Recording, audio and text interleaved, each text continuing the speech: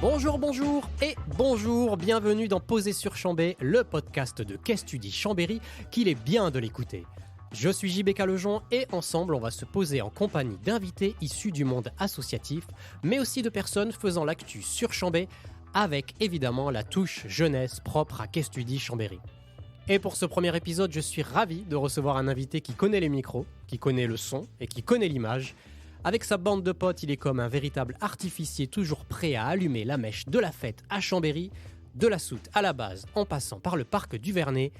On est posé sur Chambé avec Pierre Manceron, président de Resaka Productions. Salut Pierre. Salut. Ça va ? Ouais, merci beaucoup de nous inviter. C'est nous faire un certain honneur de nous inviter pour ce premier numéro. Bah Donc, ouais, carrément, c'est une première beaucoup. pour poser sur Chambé et on est vraiment ravis de vous accueillir parce que Resaka, on en entend beaucoup parler. Comme je le disais, c'est la fête, c'est la musique électro, etc. Donc pour nous, ça avait sens aussi d'accueillir cet assaut lors de ce premier épisode de Posé sur Chambé. J'ai envie de débuter un peu ce podcast avec une question un peu simple. Comment tu présenterais Resaka Productions à une personne qui arrive, qui débarque sur Chambéry? Ça serait quoi tes mots, en fait? Les mots-clés, tu les as déjà évoqués, c'est la fête. Resaka, c'est une association qui fait la fête, tout simplement. Alors, bon, après, tu me diras, faire la fête, c'est large, hein. On a plusieurs façons de faire la fête. Nous, notre façon de faire la fête, c'est autour des musiques électroniques. C'est vraiment notre cheval de bataille. Et donc, alors quand je dis musique électronique, ça peut faire grincer parfois certaines oreilles, mais les musiques électroniques englobent énormément de choses. On peut avoir autant de la techno, évidemment, c'est un peu le style prédominant, mais on a aussi de la disco, de la funk, qui sont des trucs un peu plus accessibles au grand public. Et d'ailleurs, quand je parle de grand public, on a de plus en plus sur nos événements. Alors évidemment, on a des jeunes, on a des étudiants, etc. Parce que c'est globalement à cet âge-là qu'on aime faire la fête. Mais on a aussi des personnes âgées. Des fois, ça nous arrive. On a des familles, des enfants de très bas âge. Donc, pour dire que c'est notre proposition, c'est de faire la fête, mais pour tout type de public. Et on le voit de plus en plus sur nos différents formats. Avant de parler un peu de ce qui fait l'actu de Resaka aujourd'hui, ses projets, ses événements, etc., moi, j'ai envie qu'on revienne un peu au tout début, en fait, au tout début de l'assaut. D'où c'est parti, Resaka? Comment ça s'est formé? Quel a été le point de départ de cette folle aventure qui a commencé en 2015, c'est ça? Ouais. Bah, pour reprendre la chronologie depuis le début, je suis obligé de rendre hommage à une personne qui s'appelle Raoul Bourgoin, alias Raouli Patchouli sur les réseaux, qui est l'instigateur de ce projet à l'origine, et qui en fait est une idée qui est née d'un besoin. Un besoin d'une bande de potes chambériens qui constataient qu'à Chambéry, l'offre en termes d'événements autour des musiques électroniques était quand même un peu réduite. Il se passait des choses, mais à notre goût, ce n'était pas encore suffisant en comparaison avec ce qui se passait à l'époque à Lyon, Grenoble ou, bon, je vais dire Paris, mais évidemment, Paris, on n'atteindra jamais les niveaux de Paris. Mais donc, il se passait beaucoup de choses dans des villes voisines de la région. Et nous, à Chambéry, bah, on était presque contraints de se déplacer à Lyon, Grenoble, Annecy ou même en Suisse pour aller faire la fête. Et donc, on s'est dit, tout ce qui se passe dans ces villes voisines, on pourrait le créer à Chambéry. Et donc, c'est de là qu'est née cette idée, dans le cerveau à l'origine de Raoul, mais qui a réuni autour de cet intérêt commun une petite communauté, un petit écosystème au début. Donc, au début, c'est parti d'une bande de 4-5 potes. Et aujourd'hui, Resaka, c'est plus de 40 personnes. Non, on est tout juste à 40 personnes. Mais peut-être qu'on va dépasser ce chiffre cette année, qui sait. Est-ce qu'aujourd'hui, toi, tu sais si des gens de Lyon, de Grenoble, de la région viennent sur Chambéry pour profiter de la scène électro locale chambérienne? La réponse est oui. Trop bien. Est oui. Et là, c'est aussi quelque chose dont on peut être très fier parce que la tendance est un petit peu inversée finalement. Maintenant, c'est les gens. Alors, je dirais pas que c'est la majorité en termes de données démographiques. On a quand même une majorité de Chambériens dans notre public, mais on observe quand même de plus en plus des Lyonnais, des Grenoblois, des Annéciens, des Aixois. On en a pas mal. C'est un peu toute la région Rhône-Alpes maintenant qui commence à nous suivre un petit peu, même si encore une fois, c'est les Chambériens qui sont majoritaires. Mais ouais, ça c'est une vraie fierté aussi pour nous de voir que les Lyonnais qu'on suivait par le passé commencent un petit peu à nous suivre eux aussi maintenant. Là, aujourd'hui, il y a combien de DJ qui sont résidents chez Resaka? Là, on a 5 DJ résidents, si je dis pas de bêtises. ouais, c'est ça, 5 DJ résidents et bientôt un sixième normalement. Et ça va, ouais, évoluer, j'imagine, au fur et Ouais, à mesure ça a vocation à se développer aussi. Ça, c'est quelque chose qu'on n'a pas encore beaucoup pris le temps de développer, à savoir aller toquer à la porte d'établissements pour développer vraiment notre pôle artistique. Mais c'est quelque chose qui est en train de se mettre en place. Aujourd'hui, nos artistes, ils jouent quand même essentiellement sur nos propres événements, mais petit à petit, on essaye d'avoir une démarche un petit peu commerciale pour aller toquer aux portes et essayer de vendre un petit peu nos artistes parce qu'ils commencent pour certains à avoir beaucoup de bouteilles. Il y en a qui font de la prod à un très bon niveau maintenant.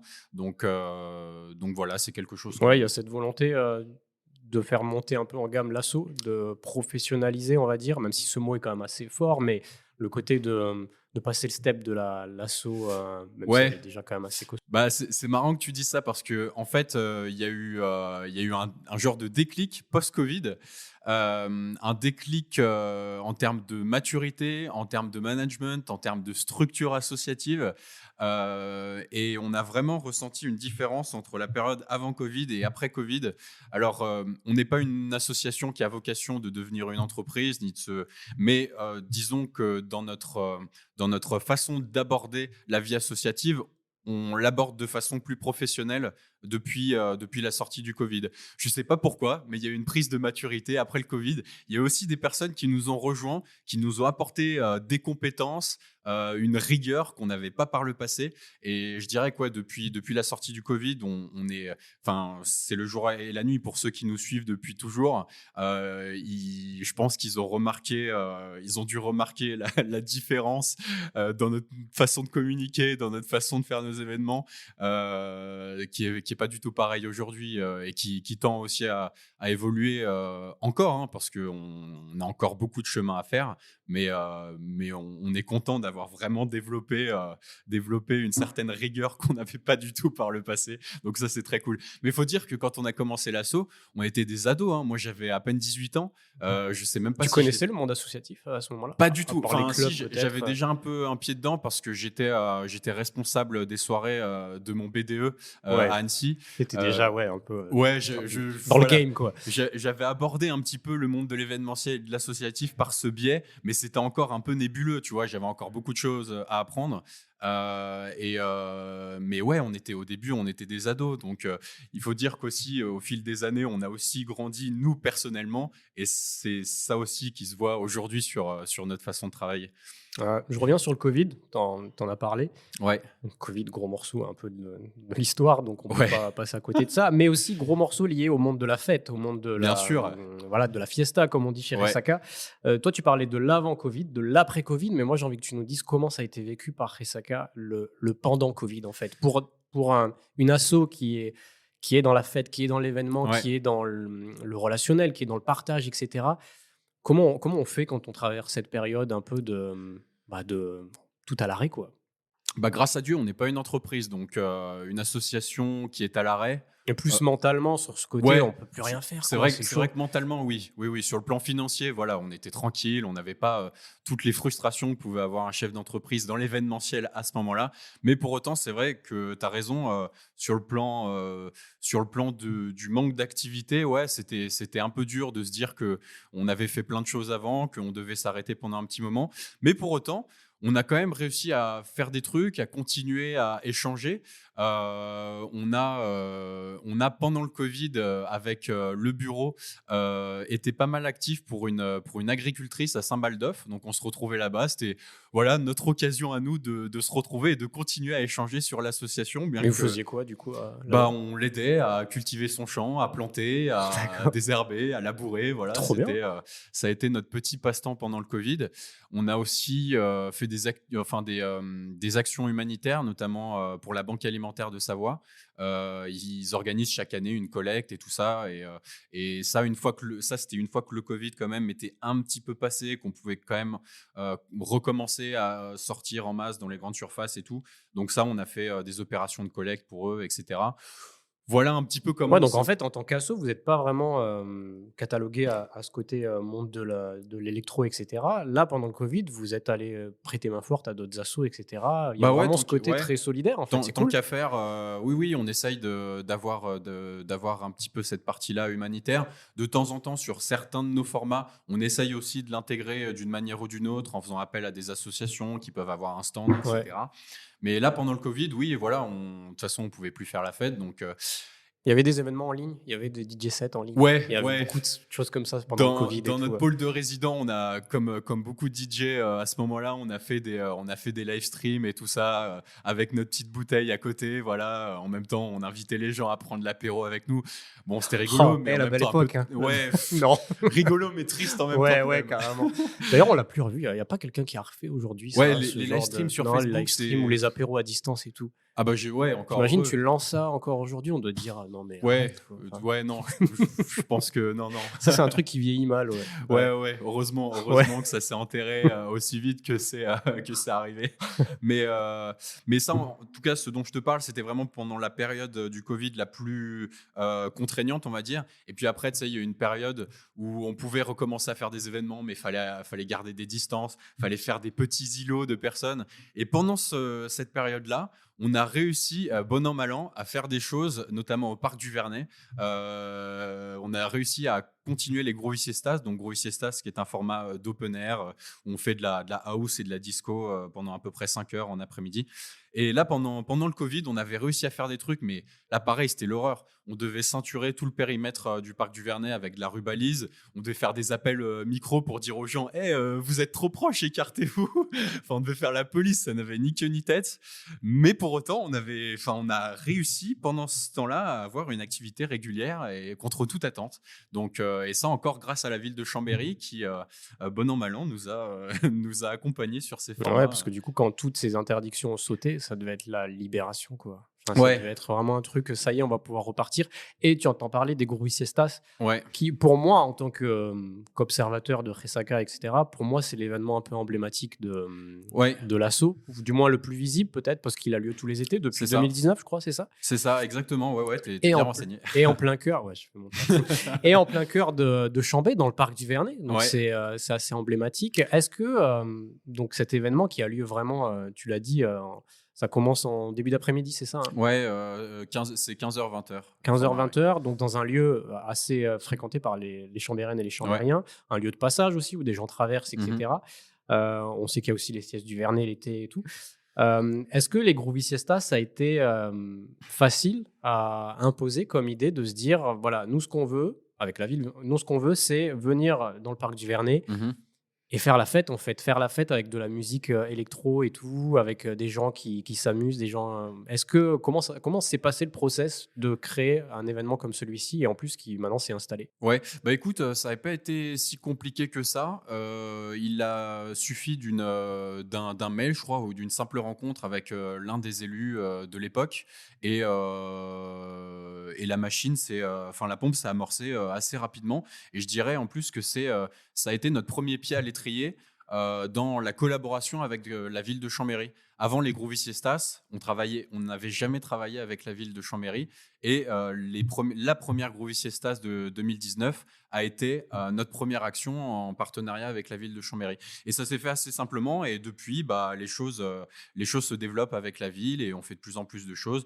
Les Groovy Siestas, a fortiori, se sont développés depuis 2019, parce que je me souviens, la première édition, en comparaison avec celle qu'on fait maintenant, ça n'a rien à voir, mais et tant mieux d'ailleurs. En termes d'infrastructure, en termes de public, en termes de... On avait monté ça avec 3 bouts de ficelle, on avait mis 2 petites têtes, un petit caisson, enfin voilà, c'était vraiment le truc. On avait mis des petites guirlandes, tu vois, pour faire un peu la scéno de ouf. Mais aujourd'hui, en termes de système son, en termes de jauge, en termes d'animation proposée en aparté, parce qu'il n'y a pas que de la musique, il y a aussi des activités, des animations, etc. Entre 2019 et aujourd'hui, il y a beaucoup de choses qui ont évolué. Trop bien. Ça revient en 2024, les Groovy Siestas ? Bien sûr. On pourrait pas se passer des Groovy Siestas sur une saison, ça c'est évident. Alors, pour revenir aussi sur 2023, ça a été une grande année pour l'Asso. Je pense évidemment à l'organisation du premier festival de l'Asso, le festival Echo. C'était en novembre dernier, je crois, fin Ouais. novembre, au Scarabée. 1000 personnes étaient venues, du son, de l'image.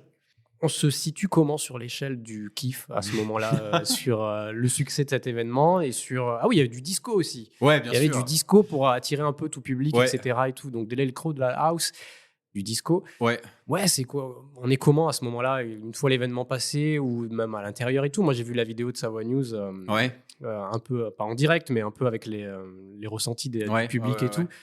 On avait vraiment l'impression de se retrouver dans un festival vraiment installé depuis un petit moment. Ouais.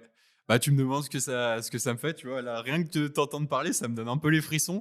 Ça a été vraiment quelque chose d'incroyable. Ça a été à peu près, c'est un projet qui a été en gestation pendant à peu près un an. Donc, c'est un an de travail. C'est le fruit d'un an de travail, en fait. Et de voir de ses propres yeux la concrétisation d'un an de travail, bah forcément, c'est une fierté considérable pour toute l'équipe.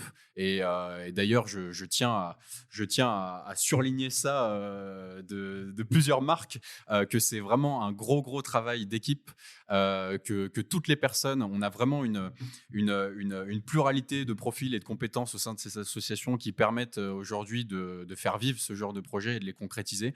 Et c'est vrai que de voir ça, de voir que on arrive à investir des lieux maintenant qui peuvent réunir autant de personnes, c'est vrai que ouais, c'est génial. Moi, je peux pas m'empêcher à chaque fois qu'on franchit un cap comme ça de mettre en perspective l'image d'aujourd'hui et l'image du début, tu vois, de l'année 2015-2016. Quand je mets ces deux images côte à côte, ouais, en fait, c'est l'évolution que tu vois qui te donne vraiment la chair de poule. Et aujourd'hui, ce sont mes... Surtout quand tu as commencé à 18 ans, quoi. Ouais, En ouais, fait. ouais, non, mais Tu as oui, c'est vraiment ce ça. côté où tu grandis au final avec, Tu avec grandis l'asso, avec quoi. l'asso, Ouais, et ouais. l'asso grandit avec toi.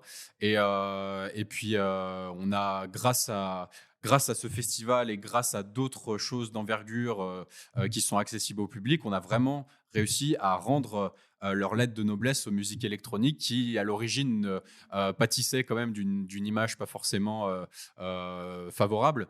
Bon, il y a encore un peu de ça aujourd'hui, mais c'est Ouais, presque de l'image de la l'histoire fin des ancienne. années 90, début 2000, c'est Ouais, ça, ouais, non? ouais, c'est un peu ça, c'est un peu ça. Mais aujourd'hui, c'est quasiment plus le cas, je dirais. Ça l'était encore peut-être il y a 2-3 ans. Aujourd'hui, on arrive à la fin de cette diabolisation, je pense, et tant mieux. Et c'est pour ça que bah, la ville nous fait confiance sur des gros formats comme ça, et que je pense qu'on va pouvoir faire davantage sur les prochaines années. Il y aura une deuxième édition? J'espère, j'espère. Je veux pas trop m'exprimer encore sur ce sujet parce que c'est en gestation à ce jour, la deuxième édition. Moi, dans un monde idéal, j'aurais bien voulu faire une édition printanière et une édition automnale. Ce que je peux dire, c'est qu'il n'y aura pas d'édition printanière cette année, peut-être en 2025. Mais là, on travaille à refaire une édition en novembre 2024.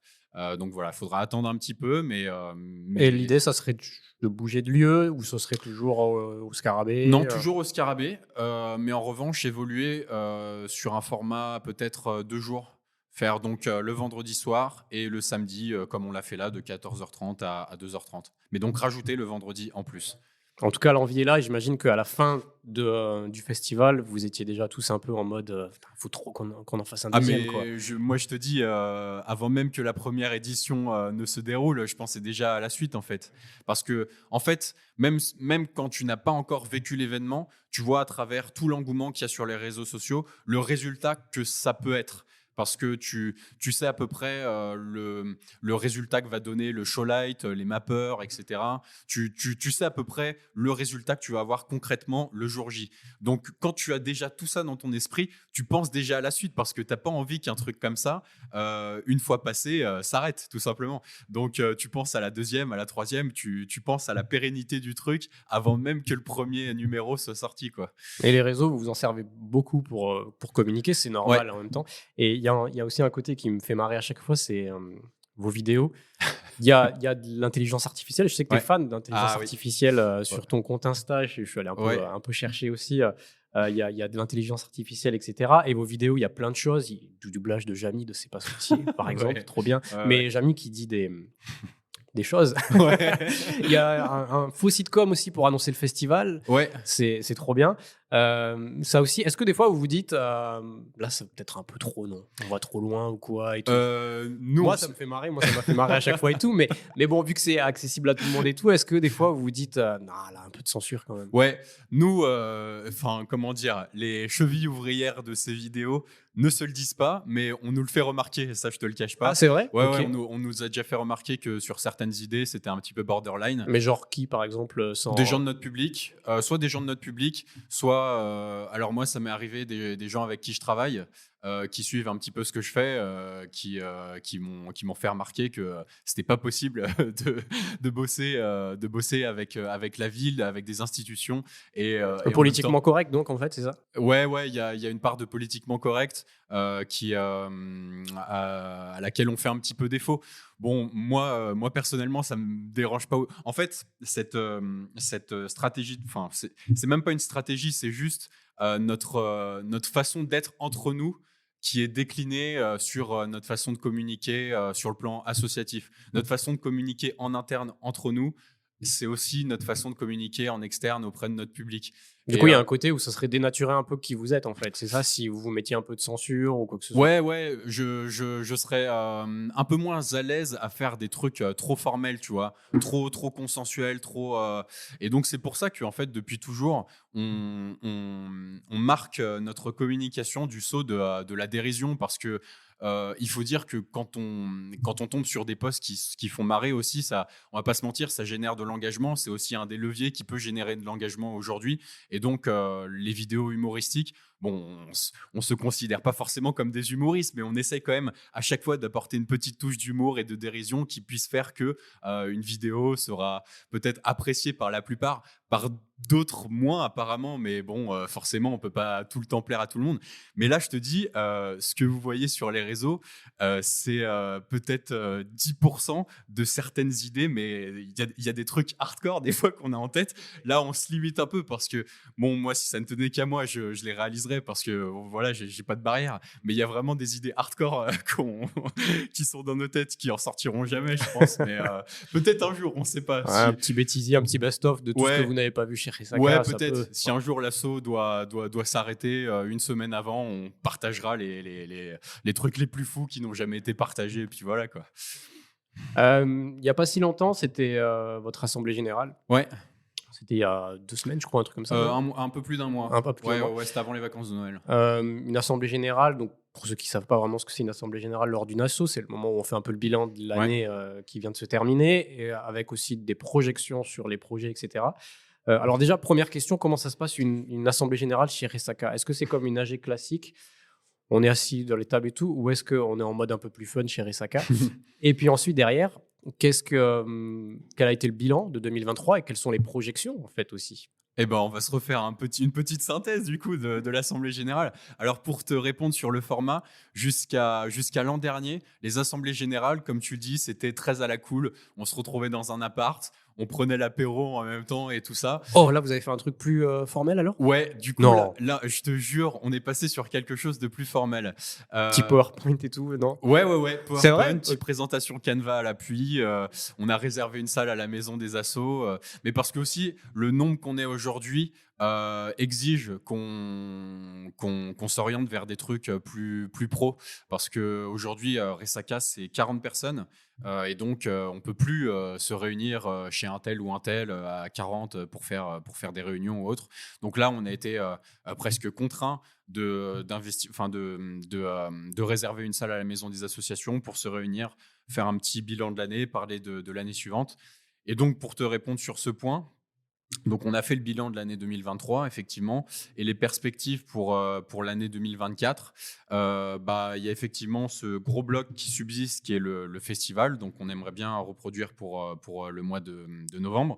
On a les Gros Viciestas, qui est quelque chose de déjà connu, mais cette année, on aimerait leur faire prendre un tournant particulier, dans le sens où là, on était sur des jauges de peut-être 400, 500 personnes. Là, on aimerait bien doubler les jauges. Donc, doubler les moyens en termes de communication, en termes de ressources humaines, de système son aussi, avoir quelque chose de plus grand, avoir une scène plus imposante, plus de scénos, plus de trucs, plus. Et voilà. Donc, grosse évolution a priori sur les Groovy Siestas cette année. Et puis des projections aussi à horizon 2025. Les 10 ans. Ouais, les 10 ans. Ça, je veux pas trop en parler tout de suite, mais il y a des gros projets dans les tuyaux, des projets en fait qui sont même pas, qui rentrent même pas forcément dans le cadre de nos 10 ans, mais c'est des gros trucs qu'on a en tête depuis un moment, qui pour le moment pouvaient pas se faire parce que pour plusieurs raisons, mais je pense qu'en 2025 ils pourront voir le jour. Et si ça voit le jour, attention, ça va faire très mal. Ouais, écoute, tu viendras nous en reparler alors Ouais. dans un prochain Posé sur Chambé pour les 10 ans, quand avec tout grand sera plaisir. bien calé et tout. Avec grand plaisir. Trop bien. Avant de se quitter, on est à peu près à 30 minutes là de podcast. J'aimerais savoir un peu, c'est une chronique qu'on a envie d'installer sur le podcast. C'est un peu les recommandations de nos invités sur Chambé, des recommandations culturelles, des recommandations de sortie. Qu'est-ce qui t'a plu dernièrement sur Chambé ou qu'est-ce que tu as envie de voir sur Chambé prochainement? Je vais te décevoir. Je suis quelqu'un de très casanier. Depuis 2-3 ans, je fais absolument plus, enfin quasiment plus aucune sortie dans Chambéry, à part les événements qu'on organise. Mais alors, tu vas me dire, c'est un peu chauvin cette histoire, mais bon, évidemment, on participe aux trucs qu'on organise, ça va de Bah soi. oui. Pour autant, bon, je fais quand même, dans le cadre de mon boulot, je fais quand même 2-3 trucs. Il y a un événement que j'ai beaucoup aimé récemment qui s'appelle la Chambérienne, qui Ok, est un événement oui. sportif en l'occurrence. Et on t'a vu sur Savoie News en train de couvrir le direct, d'accord. Ouais, d'ailleurs. voilà, bah voilà, tu suis bien les choses. Donc ça, c'est un truc que j'ai vraiment kiffé.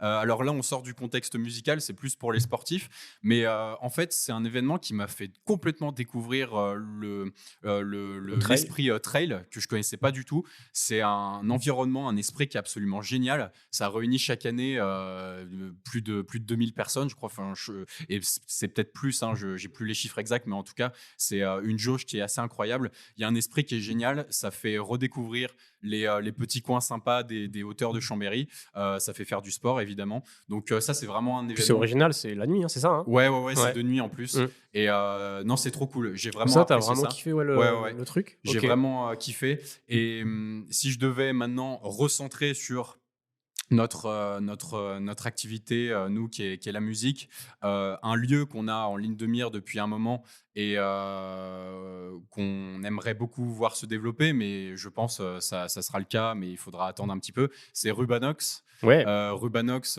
qui, a priori, devrait devenir une halle événementielle d'ici quelques temps. Donc là, voilà, c'est un lieu que... Il y a un gros potentiel. Bah, Rubanox, évidemment, hein. évidemment, Ouais. le truc est énorme. Genre, hein, quand tu rentres à l'intérieur, c'est un cachet quand même assez fou. Ah, mais c'est monstrueux. Pour la petite histoire, nous, on avait déjà fait un événement avec Resaka là-bas, en partenariat avec l'Espace Malraux. C'était en 2018, je crois, 2018 ou 2019. Et donc, c'était une soirée électro. On avait fait venir des têtes d'affiche et tout. Et voilà, on avait pu mesurer à ce moment-là vraiment le potentiel du truc. Et depuis ce jour, on a gardé cette idée en tête qu'il fallait qu'on y revienne. Donc, si je peux faire une recommandation pour le jour où Rubanox sera praticable, bah, c'est d'y aller. En vrai, Voilà. Risaka Rubanox, ça sonne très bien. Ça En sonne vrai, pas ça mal, sonne hein. vachement bien. Ça ouais. commence Ouais. par la même lettre. Ça serait pas voilà. incohérent de vous retrouver là-bas régulièrement Bah, pour des choses, quoi. Ça pourrait être un objectif. Ça pourrait être un objectif. Affaire à suivre. Hein. Ok, Affaire à bah, suivre. on suivra tout ça en tout cas, avec plaisir. Merci Pierre, merci vraiment d'avoir participé à ce premier Posé sur Chambé. On était vraiment ravis de te recevoir ici pour parler de l'assaut, pour parler des événements. D'ailleurs, le prochain événement de l'assaut, c'est quoi? Alors, c'est au Brocart. C'est le 27 janvier prochain. C'est la reprise de nos événements là-bas. On a une résidence là-bas. Et puis voilà. Alors, bon, ça, je ne l'ai pas dit. Notre premier semestre, par rapport au dernier semestre de l'année 2023 qu'on a vécu, va être assez contrasté en ce sens qu'il va être un peu plus léger. Il n'y a pas de festival, il n'y a pas de grosses opérations. Mais quand même, on a quelques petits formats bien sympathiques. On a le retour des Groovy Bikes, pour ceux qui C'est les connaissent pas. déambulations dans la ville, Ouais, ça c'est une déambulation à vélo avec un système son tracté et un DJ set en live avec voilà, un autre DJ qui est posé sur un triporteur qui mixe en live. Donc ça, c'est un format qui va revoir le jour au mois d'avril. Donc voilà, le premier semestre va avoir quelques petites opérations, mais le gros de l'année va commencer à partir du mois de mai, juin, je dirais. Ok, c'est là que ça va commencer un peu les Ah, petites bien pété, étincelles. ouais, tout à fait. Ok. Eh ben, on suivra tout ça. Merci encore une fois, Pierre, d'être venu. Merci à toi. Prochain épisode très vite posé sur Chambé. N'hésitez pas à vous abonner, à mettre des étoiles sur Apple Podcast. Le podcast est dispo sur toutes les plateformes. On se retrouve très vite sur Chambé. À bientôt. Salut.